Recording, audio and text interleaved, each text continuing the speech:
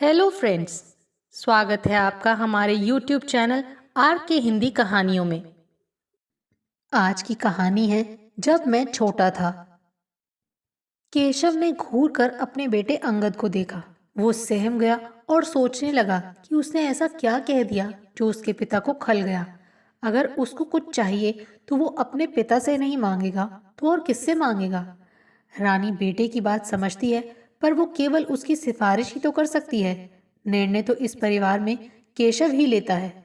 रानी ने मुस्कुराकर केशव को हल्की झिड़की दी। अब घूरना बंद करो और मुंह से कुछ बोलो। केशव ने रानी को मुंह सिकोड़ कर देखा और फिर सांस छोड़ते हुए कहा, क्या समय आ गया है? क्यों? क्या तुमने अपने पिता से कभी कुछ नहीं मांगा? रानी ने हंसकर कहा, बेकार में समय को दोष क्यों देते हो? मांगा, केशव ने भी तैश खाकर कहा। मांगना तो दूर, हमारा तो उनके सामने मुंह भी नहीं खुलता था। इतनी इज्जत करते थे उनकी। इज्जत करते थे या डरते थे? रानी ने व्यंग से कहा। केशव ने लापरवाही का नाटक किया। एक ही बात है, अब हमारी औलाद हमसे डरती कहाँ है? अवसर का लाभ उठाते हुए अंगद ने शरारत से पूछा, पिताजी, क्या आपके समय में आजकल की तरह जन्मदिन मनाया जाता था? केशव ने व्यंग से हंसकर कहा, जनाब, ऐसी फजूल खर्ची के बारे में सोचना ही गुनाह था। ये तो आजकल के चोंचले हैं। फिर भी पिताजी, अंगद ने कहा, कभी ना कभी तो आपको जन्मदिन पर कुछ तो विशेष मिला होगा। रानी ने हंसते हुए कहा, मिला था एक पजामा। क्यों, ठीक है ना? केशव भी हंसा। ठीक है, तुम्हें तो मेरा राज मालूम है। पजामा? अंगद ने चकित होकर पूछा, क्या ये भी कोई उपहार है? बहुत बड़ा उपहार था बेटे, केशव ने यादों में खोते हुए कहा। पिताजी से तो बात करने का सवाल ही नहीं था। जब मैंने माँ से हट की तो उन्होंने अपने हाथों से नया पजामा सिलकर दिया था। मैं बहुत खुश था। रानी, तुम भी अंगद को एक पजामा सिल कर दो। पर पर तुम्हें तो सिलना आता ही नहीं। सारे दर्जी मर गए क्या? रानी ने चिढ़कर कहा। पजामा वजामा नहीं, अंगद ने जोर देकर कहा। अगर कुछ देना है तो मोपेड दीजिए। मेरे सारे दोस्तों के पास है। सब मोपेड पर ही स्कूल आते हैं। बस एक मैं ही हूँ, खटारा साइकिल वाला। केशव ने तनिक नाराजगी से कहा, साइकिल की इज्जत करना सीखो। उसने 20 साल मेरी सेवा की है। दहेज में जो मिली थी। रानी ने टांग खींची। क्या करता? केशव चिढ़कर बोला, अगर स्कूटर मांगता तो तुम्हारे पिताजी को घर बेचना पड़ जाता। अरे जाओ भी, रानी ने चोट खाए स्वर में कहा। लेने वाले की भी हैसियत देखी जाती है। अंगद ने महसूस किया कि बातों का रुख बदल रहा है, इसीलिए बीच में पड़कर बोला, आप लोग तो फिर लड़ने लगे। मेरे लिए मोपेड लेंगे या नहीं? बरखुरदार, केशव ने फिर से घूरते हुए कहा, जब हम तुम्हारे बराबर थे तो पैदल स्कूल जाते थे। स्कूल भी कोई पास नहीं था, पूरे 3 मील दूर था। उन दिनों घर में बिजली भी नहीं थी, इसीलिए सड़क के किनारे लैंप पोस्ट के नीचे बैठकर पढ़ते थे। जेब खर्च के पैसे भी नहीं मिलते थे। दिन भर कुछ नहीं खाते थे। घर आकर 5 बजे तक रात का खाना निपट जाता था। समझे जनाब? आप मोकपेट की बात करते हैं। रानी इस भाषण को कई बार सुन सुनकर उकता चुकी थी, इसीलिए ताना मारकर बोली, तो ये है आपकी सफलता का रहस्य। देखो बेटे, ऐसे करोगे तो पिताजी की तरह एक दिन किसी कारखाने के महाप्रबंधक तो बन जाओगे। अंगद मूर्खों की तरह माँ बाप को देख रहा था। उसके मन में विद्रोह की आग सुलग रही थी। बड़ी बहन मानिनी जब भी कुछ मांगती थी तो उसे तुरंत मिल जाता था। एक वही है इस घर में, दलित वर्ग का शोषित प्राणी। नाश्ता समाप्त होने पर केशव कार्यालय जाने की तैयारी में लग गया और नौकरानी के आ जाने से रानी घर की सफाई कराने में व्यस्त हो गई। अंगद कब स्कूल चला गया किसी को पता नहीं चला। कार निकालते समय केशव ने रोज के मुकाबले कुछ फर्क महसूस किया, पर समझ नहीं पाया। बहुत दूर निकल जाने पर उसे ध्यान आया कि आज अंगद की साइकिल अपनी जगह पर ही खड़ी थी।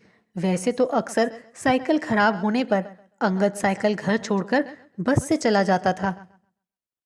घर का काम निपट जाने के बाद रानी ने भी देखा कि अंगद का लंच बॉक्स मेज पर ही पड़ा था। वैसे आमतौर पर वो लंच बॉक्स ले जाना भूलता नहीं है, क्योंकि रानी हमेशा बेटे का मनपसंद खाना ही रखती थी। खैर कोई बात नहीं, अंगद की जेब में इतने रुपए तो होते ही हैं कि वो कुछ लेकर खा ले। शाम को रानी को चिंता हुई, क्योंकि अंगद हमेशा 3 बजे तक घर आ जाता था, पर आज 5 बज रहे थे। केशव के फोन से वो जान चुकी थी कि आज अंगद साइकिल भी नहीं ले गया था, पर बस से भी इतनी देर नहीं लगती। उस वक्त 6 बज रहे थे जब अंगद ने घर में प्रवेश किया। उसका चेहरा लाल हो रहा था और जूते धूल धूसरित हो गए थे। थकान के लक्षण भी स्पष्ट थे। इतनी देर कहाँ लगा दी? रानी ने बस्ता संभालते हुए पूछा। बस हो गई देर माँ, अंगद ने टालते हुए कहा। जल्दी से खाना दो, बहुत भूख लगी है। खाना क्यों नहीं ले गया? रानी ने शिकायत की। भूल गया था। अंगद का झूठ पता चल रहा था। भूल गया या ले नहीं गया? रानी ने तनिक क्रोध से पूछा। कहा ना भूल गया, अंगद चिढ़कर बोला। रानी ने अधिक जोर नहीं दिया, बोली, जा जल्दी से कपड़े बदल और हाथ मुंह धोकर आ जा। आलू के पराठे और गाजर का हलवा बना है। अंगद के चेहरे पर झलकती प्रसन्नता से रानी को संतोष हुआ। उसे लगा कि वो वाकई बहुत भूखा है। अंगद के आने से पहले ही उसने खाना मेज पर लगा दिया था।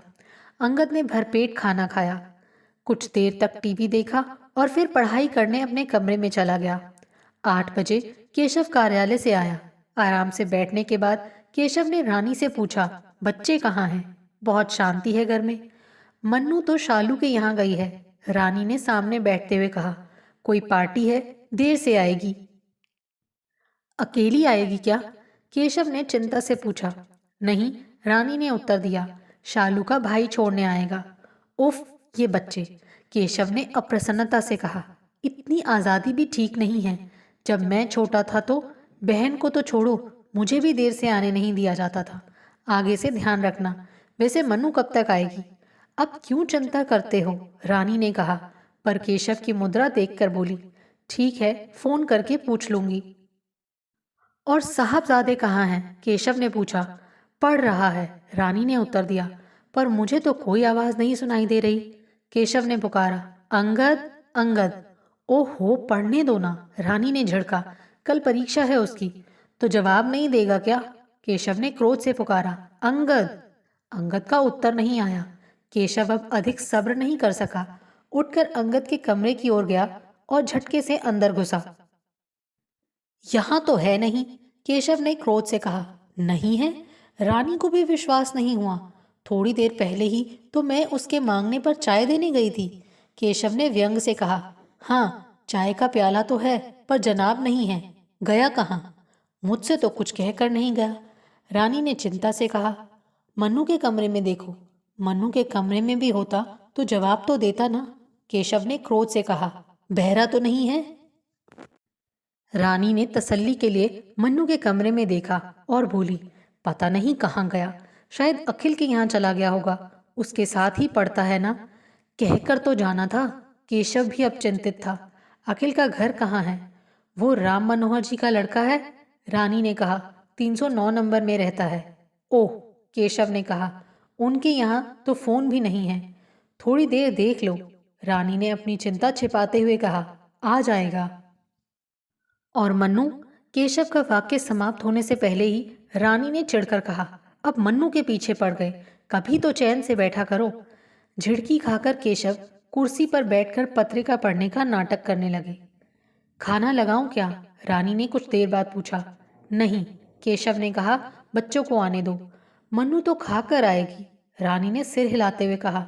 अंगद बाद में खा लेगा, स्कूल से आकर कुछ ज्यादा ही खा लिया था। क्या मतलब? 2 की जगह पूरे 4 पराठे खा लिए, रानी ने मुस्कुराकर कहा। उसे आलू के पराठे अच्छे लगते हैं ना? कुछ और समय बीतने पर केशव उठ खड़ा हुआ। मैं राम मनोहर जी के घर होकर आता हूँ। उसी समय घंटी बजी और मानिनी ने प्रवेश किया। वो बहुत प्रसन्न थी। शालू की पार्टी में बहुत मजा आया। मानिनी ने हंसते हुए पूछा, ये अंगद सड़क के किनारे क्यों बैठा है? क्या आपने सजा दी है? सड़क के किनारे? केशव और रानी ने एक साथ पूछा। कहाँ? साधना स्टोर के सामने, मानिनी ने उत्तर दिया। क्या मैं उसे बुलाकर ले आऊं? इससे पहले कि रानी कुछ कहती, केशव ने गंभीरता से कहा। नहीं, रहने दो, शायद पढ़ रहा होगा। क्या घर में बिजली नहीं है? मानिनी ने पूछा, पर फिर ध्यान आया कि बिजली तो है। रानी ने खाना लगा दिया। केशव हाथ धोकर बैठने ही वाले थे कि अंगद ने आहिस्ता आहिस्ता घर में प्रवेश किया। केशव ने घूरते हुए पूछा, इतनी दूर पढ़ने क्यों गए थे? क्योंकि पास में कोई लैंप पोस्ट नहीं था, अंगद ने मासूमियत से कहा। केशव को हंसी भी आई और क्रोध भी। रानी भी हंसकर रह गई। चलो खाने के लिए बैठो, रानी ने कहा। स्कूल से आते ही खा तो लिया था, अंगद ने कहा और अपने कमरे में चला गया। केशव और रानी को अंगद का व्यवहार अब समझ आ रहा था।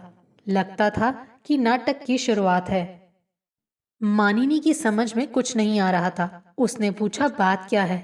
आज अंगद के तेवर क्यों बिगड़े हुए हैं? कुछ नहीं, रानी हंसी। शीत युद्ध है। क्यों? मानिनी ने आश्चर्य से पूछा। मोपेड चाहिए जनाब को, केशव ने कहा। हमारे जमाने में? ओहो पिताजी, मानिनी ने चिढ़कर कहा। अब मैं समझ गई, ना आप कभी बदलेंगे ना आपका जमाना। ठीक है, मैं चंदा इकट्ठा करती हूँ। एक मानिनी ही थी जो केशव से बेझिझक होकर बात कर सकती थी। केशव ने उसे घूर कर देखा और फिर उठकर चला गया।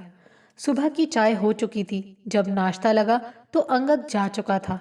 उसकी साइकिल पर धूल जम गई थी और हवा भी निकल गई थी। शाम को थका मांदा अंगद 6 बजे आया। क्यों, बस नहीं मिली क्या?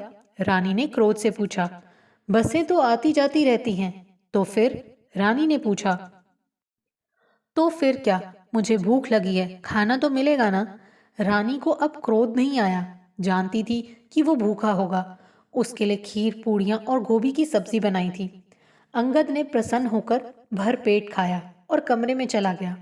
केशव जब आया तब अंगद घर में नहीं था। आते वक्त केशव ने लैंप पोस्ट के नीचे निगाह डाली थी। अंगद धुंधली रोशनी में आंखें गड़ाए पड़ रहा था। 3 दिन तक ये नाटक चलता रहा।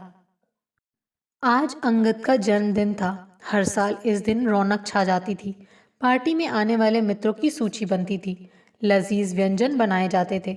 मानिनी कुछ दिन पहले ही उसे छेड़ने लगती थी और इस छेड़छाड़ में लड़ाई भी हो जाती थी। वैसे अंगद को इस बात का बहुत मलाल रहता था कि मानिनी का जन्मदिन धूमधाम से मनाया जाता है।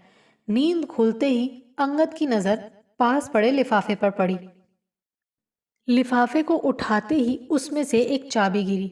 चाबी से लटका हुआ एक छोटा सा कार्ड था। उस पर लिखा था, जन्मदिन पर छोटा सा उपहार।